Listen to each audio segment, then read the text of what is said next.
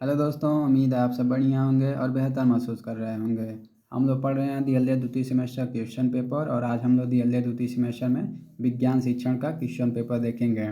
तो आज हम विज्ञान शिक्षण में कुछ इंपॉर्टेंट प्रश्नों को बताएंगे जिसका अध्ययन आपको करना है ताकि आप एग्जाम में डीएलएड द्वितीय सेमेस्टर विज्ञान शिक्षण पेपर में अच्छे अंक प्राप्त कर सकें। तो आइए विज्ञान शिक्षण से रिलेटेड कुछ प्रश्नों को देखते हैं। तो सबसे पहले कह रहा है पृथ्वी और आकाश से संबंधित निम्न बिंदुओं पर पाठ्य योजना तैयार कीजिए। यानी कि सौरमंडल के बारे में आपसे पूछ सकता है कि सौरमंडल क्या होता है, पृथ्वी पर जीवन की उत्पत्ति कैसे हुई इसके बारे में पूछ सकता है, छाया एवं ग्रहण होता क्या है इसके बारे में पूछ सकता है, और अंतरिक्ष अन्वेषण होता क्या है। ठीक है ना। तो ये जो है ये चार जो क्वेश्चन है ये बहुत ही इंपॉर्टेंट है, इसको आप तैयार कर लीजिएगा। इनमें से कोई एक या दो आपसे पूछ सकता है 2 नंबर में। सौरमंडल के बारे में पूछ सकता है, पृथ्वी पर जीवन की उत्पत्ति के बारे में पूछ सकता है, छाया एवं ग्रहण के बारे में पूछ सकता है, और अंतरिक्ष अन्वेषण के बारे में पूछ सकता है। 3 चारों को आप तैयार कर लीजिएगा।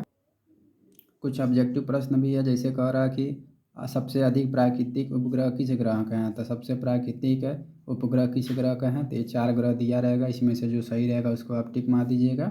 दूसरा कह रहा मंगल सूर्य का एक चक्कर लगाता है, तो मंगल सूर्य का एक चक्कर कितने दिन में लगाता है इसको आप देख लीजिएगा। पृथ्वी अपनी अक्ष के परितः एक चक्कर पूर्ण करती है, कितने घंटे में पूर्ण करती है इसको आप देख लीजिएगा। और चौथा है यमी टी या सेटी है, यमी टी या सेटी क्या है। 3 चारों में से जो सही रहेगा उसको आप टिक मार लीजिएगा।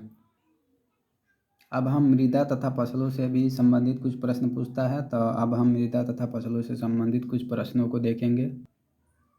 तो जैसे पूछ सकता है कि मृदा एवं उसके प्रकार क्या होते हैं, मृदा होता क्या है और उसके प्रकार कौन कौन से होते हैं, इस पर प्रश्न पूछ सकता है। और दूसरा कर मृदा प्रदूषण क्या होता है, मृदा के अपरदन एवं संरक्षण के कौन कौन से उपाय हैं इसको लिखिए, तो इसको आप तैयार कर लीजिएगा। तीसरा पूछ सकता है फसल चक्र क्या होता है, फसल चक्र क्या होता है इसको आप तैयार कर लीजिएगा। चौथा फसल भंडारण क्या होता है, तो फसल भंडारण के बारे में आप तैयार कर लीजिएगा। चौथा पाँचवा है कृषि पद्धतियाँ एवं कृषि क्रियाएँ कौन कौन सी होती हैं, तो कृषि पद्धतियाँ एवं कृषि क्रियाओं के बारे में आप पढ़ लीजिएगा। पाँचवा कह रहा कृषि यंत्र या कृषि उपकरण होते क्या हैं, तो इसके बारे में भी आप अच्छे से तैयार कर लीजिएगा। तो अगर ये 6 जो प्रश्न दिए हुए हैं इसको अच्छे से तैयार कर लेंगे तो इसमें से 1 या 2 आपको गारंटी है कि एग्ज़ाम में देखने को मिल सकते हैं। यहाँ पर कुछ वस्तुनिष्ठ प्रश्न भी है, जैसे कह रहा कणों की माप के अनुसार मिट्टी कितने प्रकार की होती है। तो आप बता सकते हैं, जो ऑप्शन 4 दिया रहेगा कि कणों की माप के अनुसार मिट्टी कितने प्रकार की होती है, तो जितने प्रकार की होती है आप उस पर टिक मार दीजिएगा। दूसरा पूछ सकता है खरीफ की फसल है, इन चारों में से खरीफ की फसल कौन है, तो जो रहेगा उसको टिक मार दीजिएगा। तीसरा करा रासायनिक उर्वरक है, इन चारों में से जो भी रासायनिक उर्वरक होगा उसको टिक मार दीजिएगा। और चौथा करा फसलों की गहाई की जाती है, तो फसलों की गहाई जिससे की जाती होगी इन चारों में उसको टिक मार दीजिएगा। पाँचवा करा फसल संरक्षण यंत्र है, तो फसल संरक्षण यंत्र जो है इन चारों में से जो भी होगा उसको टिक मार दीजिएगा। ठीक है ना। तो आइए अगली इकाई के प्रश्नों को देखते हैं। अगली इकाई का प्रश्न है आपका कार्य एवं ऊर्जा। तो आज हम लोग कार्य एवं ऊर्जा के रिलेटेड कुछ प्रश्नों को भी देख लेते हैं। तो यहाँ पे कार्य और ऊर्जा से रिलेटेड आपसे कुछ प्रश्न है, जैसे पूछ सकता है कार्य क्या होता है इसके बारे में लिखिए, तो इसको तैयार कर लीजिएगा कार्य को। दूसरा पूछ सकता है ऊर्जा एवं इसके कौन कौन से रूप होते हैं, इसको भी आप तैयार कर लीजिएगा। तीसरा पूछ सकता है ऊर्जा के स्रोत कौन कौन से होते हैं, तो ऊर्जा के जितने स्रोत होते हैं उसको आप पढ़ लीजिएगा। और चौथा पूछ सकता है नवीकरणीय ऊर्जा स्रोत एवं इनके उपयोग कौन कौन से हैं, तो नवीकरणीय ऊर्जा स्रोत एवं इसके उपयोग जो भी होंगे इसको तैयार कर लीजिएगा। पाँचवा कह रहा कृषि पद्धतियाँ या कृषि क्रियाएँ कौन कौन सी होती हैं, तो जो भी कृषि पद्धतियाँ या कृषि क्रियाएँ होंगी उसको तो आप तैयार कर लीजिएगा। 3-5 प्रश्नों को भी आप तैयार कर लीजिएगा, इसमें से 1 या 2 प्रश्न आपको एग्जाम में अवश्य देखने को मिल जाएंगे। कुछ ऑब्जेक्टिव प्रश्न भी है जो आपसे पूछ सकता है, जैसे एसआई पद्धति में कार्य का मात्रक क्या होता है, एसआई पद्धति में कार्य का मात्रक जो जो होता है उसको आप तैयार कर लीजिएगा। पूछ सकता है कि कार्य करने की दर को कहते हैं, तो कार्य करने की दर को जो कहते होंगे उसको आप तैयार कर लीजिएगा। और पूछ सकता है ऊर्जा का मात्रक है, तो ऊर्जा का जो मात्रक होगा इन चारों में उसको आप सही तरीके से टिक कर लीजिएगा। इसमें से पूछ सकता है ऊर्जा का नवीकरणीय स्रोत है, तो ऊर्जा के जो नवीकरणीय स्रोत होंगे इन चारों में उसको आप तैयार कर लीजिएगा। और पाँचवा कह रहा 16 सेल में मुख्य रूप से ऊर्जा का रूपांतरण होता है, तो 16 सेल में मुख्य रूप से ऊर्जा का जो रूपांतरण होता होगा इन चारों में से उसको आप तैयार कर लीजिएगा। अगला इकाई है सरल मशीनें एवं इनका दैनिक जीवन में कौन कौन से उपयोग होते हैं। तो इससे रिलेटेड भी कुछ प्रश्न एग्जाम में पूछते हैं कि सरल मशीनें इनका दैनिक जीवन में उपयोग से रिलेटेड प्रश्नों को हम देखते हैं। सरल मशीनों से हमें ऑब्जेक्टिव प्रश्न ही देखने को मिलते हैं। तो जैसे हम देख लेते हैं कुछ प्रश्नों को। निम्न में से सरल मशीन है, तो जो भी सरल मशीन होगा उसको आप टिक मार दीजिएगा। दूसरा करा उत्तोलक कितने प्रकार के होते हैं, तो उत्तोलक जितने प्रकार के होंगे उसको आप टिक मार दीजिएगा। और तीसरा करा द्वितीय वर्ग का उत्तोलक है, तीन चारों में द्वितीय वर्ग का जो उत्तोलक होगा उसको आप टिक मार दीजिएगा। और अगला करा सबसे अधिक यांत्रिक लाभ होता है, तीन चारों में सबसे अधिक यांत्रिक लाभ जिसको होता होगा उसको आप टिक मार दीजिएगा। और अगला करा वह उत्तोलक जिसमें आलम्ब एवं आयास के मध्य भार होता है, ठीक है ना। तो आलम्ब एवं आयास के मध्य भार जिसमें होता होगा उसको आप टिक मार दीजिएगा। अगला इकाई हमारा जीवों की संरचना। तो अब हम जीवों की संरचना से रिलेटेड कुछ प्रश्न भी पूछे जाते हैं, उसको हम देख लेते हैं।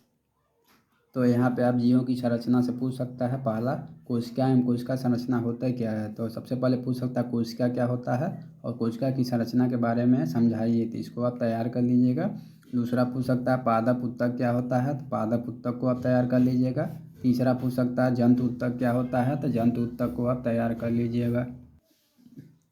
अब हम कुछ ऑब्जेक्टिव प्रश्नों को भी देख लेते हैं। जैसे पूछ सकता है सर्वप्रथम कोशिका की खोज की थी, सर्वप्रथम कोशिका की खोज इनमें से जिसने भी किया होगा उसको आप टिक मार दीजिएगा। अगला पूछ सकता है कोशिका का ऊर्जा घर कहते हैं, तो कोशिका का ऊर्जा घर किसे कहते हैं, इन चारों में से जिसको कहा जाता होगा उसको टिक मार दीजिएगा। और एक पूछ सकता है पेशीय उत्तक कितने प्रकार के होते हैं, तो पेशीय उत्तक जितने प्रकार के होते होंगे उसको आप टिक मार दीजिएगा। और अगला कह रहा लवक कितने प्रकार के होते हैं, तो लवक भी जितने प्रकार के होते होंगे इन चारों में से उसको टिक मार दीजिएगा। यहाँ भी कुछ इंपॉर्टेंट प्रश्न दिए हुए होंगे। जैसे पोषण होता क्या है, पोषण के बारे में पूछ सकता है कि पोषण के बारे में बताइए। फिर शोषण क्या होता है, शोषण के बारे में पढ़ा बताइए, तो इसको भी तैयार कर लीजिएगा। फिर उत्सर्जन क्या होता है, तो उत्सर्जन के बारे में भी आप तैयार कर लीजिएगा। फिर पूछ सकता है प्रकाश संश्लेषण क्या होता है, तो प्रकाश संश्लेषण को तैयार कर लीजिएगा। फिर पूछ सकता है वाष्पोत्सर्जन यानी ट्रांसपिरेशन होता क्या है, इसको आप तैयार कर लीजिएगा। और अगला पूछ सकता है वृद्धि एवं प्रजनन होता क्या है। तो 6 जो प्रश्न दिए होंगे उसको आप तैयार कर लीजिएगा। गारंटी है कि 1 से 2 प्रश्न आपको इसमें से देखने को मिल जाएंगे। अब यहाँ पे कुछ ऑब्जेक्टिव प्रश्न भी है, देख लीजिए। जैसे कह रहा मनुष्य में पाचन प्रारंभ होता है, तो मनुष्य में पाचन जहाँ से प्रारंभ होता होगा उसको टिक मार दीजिएगा। फिर पूछेगा लार में पाया जाने वाला एंजाइम है, तो लार में पाया जाने वाला जो एंजाइम होगा उसको टिक मार दीजिएगा।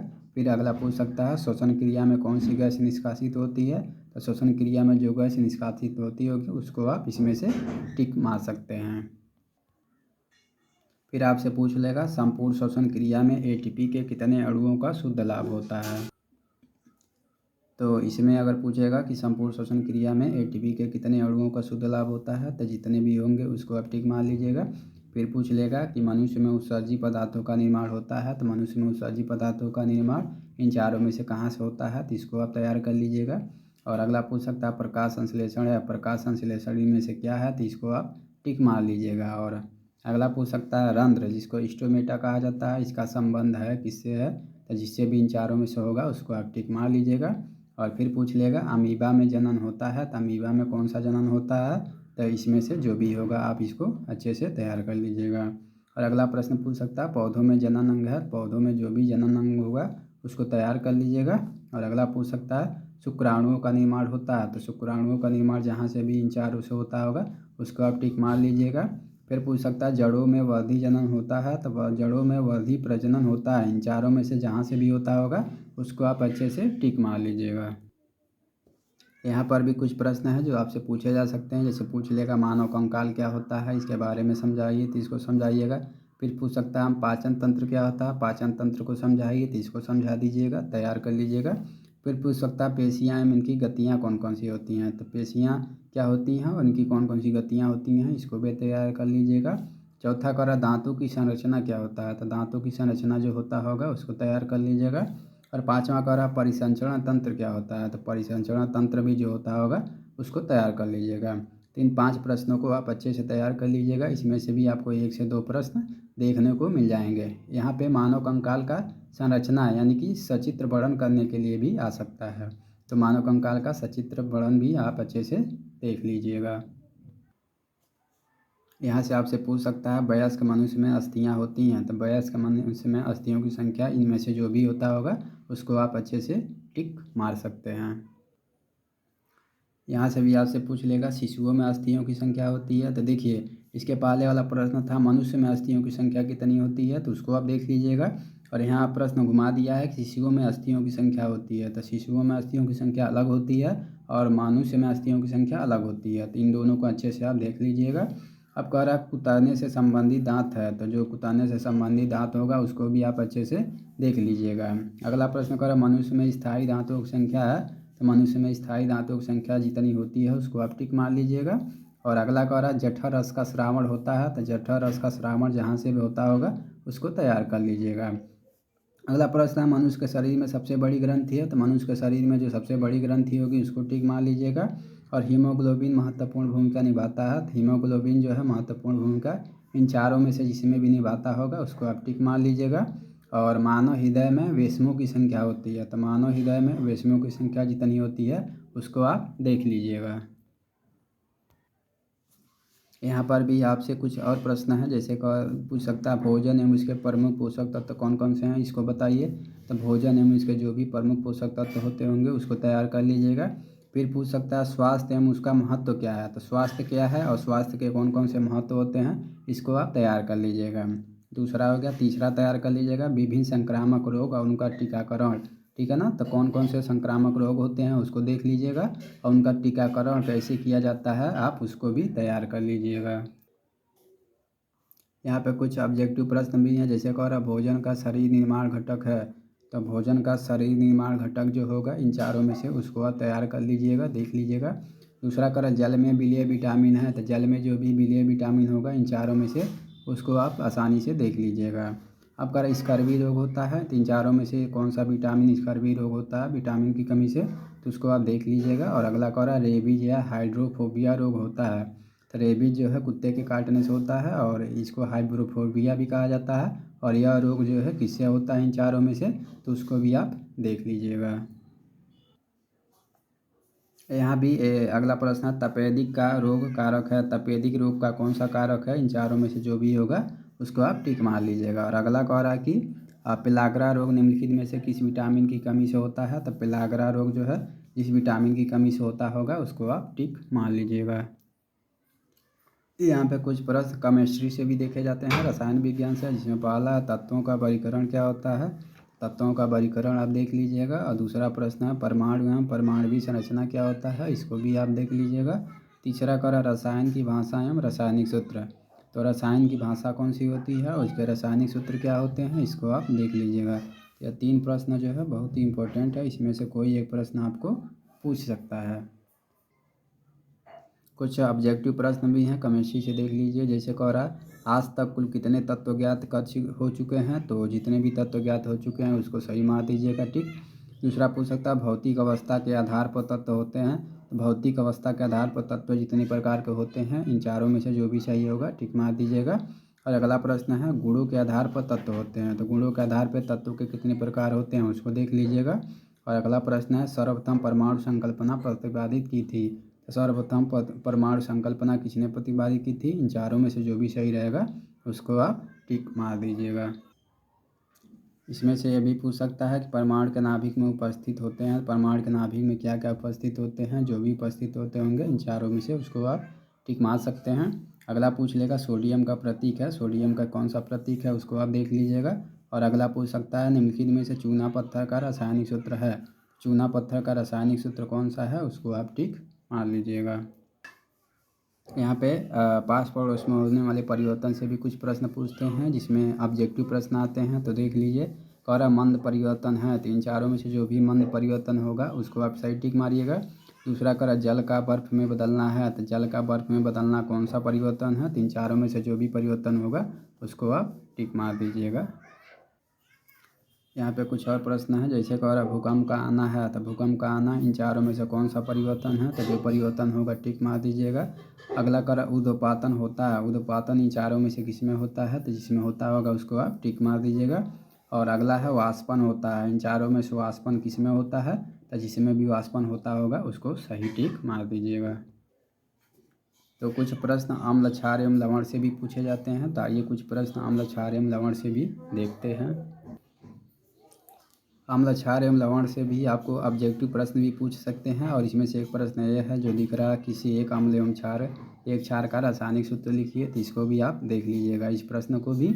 और इसमें से भी ऑब्जेक्टिव प्रश्न ही आते हैं, जैसे नीले लिटमस को लाल कर देता है, तो इनमें से कौन सा नीले लिटमस को लाल कर देता है, तो देख लीजिएगा। और कौरा निम्न में से अम्ल है, इन चारों में से कौन सा अम्ल है, तो इन चारों में से जो भी अम्ल होगा इन चारों में से, तो उसको आप सही टिक मारिएगा। और कौरा निम्न में से क्षार है, तो इन चारों में से जो भी क्षार होगा उसको भी आप टिक मार लीजिएगा, ठीक है। अगला कौरा निम्न में सामान्य लवण है, तो इन चारों में से जो भी सामान्य लवण होगा उसको देख लीजिएगा। और अगला प्रश्न है, कौरा प्रबल अम्लीय विलयन में मेथिल ऑरेंज का रंग होता है। तब प्रबल अम्लीय विलयन में मेथिल ऑरेंज का रंग नीला, लाल, पीला, रंगहीन में से जो भी होता होगा उसको आप अच्छे से टिक मार दीजिएगा। कुछ प्रश्न आपको प्रदूषण से भी देखने को मिल जाते हैं, जैसे पूछ लेगा पर्यावरण प्रदूषण क्या होता है, इसके बारे में समझाइए। प्राकृतिक आपदाएं कौन कौन सी होती हैं, इसको समझाइए। और आपदा प्रबंधन क्या होता है। तो इन तीनों, पर्यावरण प्रदूषण, प्राकृतिक आपदा और आपदा प्रबंधन को आप अच्छे से तैयार कर लीजिएगा।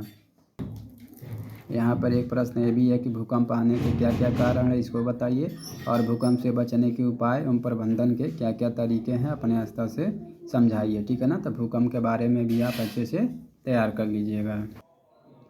अब हम वास्तुनिष्ठ प्रश्नों को देखते हैं, जैसे पूछ लेगा मुख्य वायु प्रदूषक है, तो इन चारों में से मुख्य वायु प्रदूषक जो होगा उसको टिक मार दीजिएगा। फिर पूछ सकता है वायु प्रदूषण नहीं होता है, इनमें से किससे वायु प्रदूषण नहीं होता है, तो जिससे नहीं होता होगा उसको आप टिक मार दीजिएगा। अगला कारक जलीय प्रदूषण का मुख्य कारक है, तो जलीय प्रदूषण का जो मुख्य कारक होगा इन चारों में से उसको टिक मार दीजिएगा। और मृदा प्रदूषण का कारण है, तो मृदा प्रदूषण का कारण इनमें से कौन कौन सा है उसको आप देख लीजिएगा। और अगला कारक ध्वनि प्रदूषण से हो सकता है, तो ध्वनि प्रदूषण से कौन सा रोग हो सकता है, इनमें से देख लीजिएगा। और छठवां कारक भारत का 57% भाग किस प्राकृतिक आपदा से प्रभावित है। तो भारत का 57% भाग किस प्राकृतिक आपदा से प्रभावित है, इन चारों में से उसको देख लीजिएगा। और अगला और लास्ट है, भारत का कुल सूखा प्रभावित क्षेत्र है, तो इन चारों में से भारत का कुल सूखा प्रभावित क्षेत्र जो होगा उसको आप अच्छे से देख लीजिएगा। इस प्रकार से विज्ञान शिक्षण का इतने ही सारे प्रश्न थे, जिसको अगर आप तैयार कर लेंगे तो एग्ज़ाम में बेहतर अंक प्राप्त कर पाएंगे। धन्यवाद।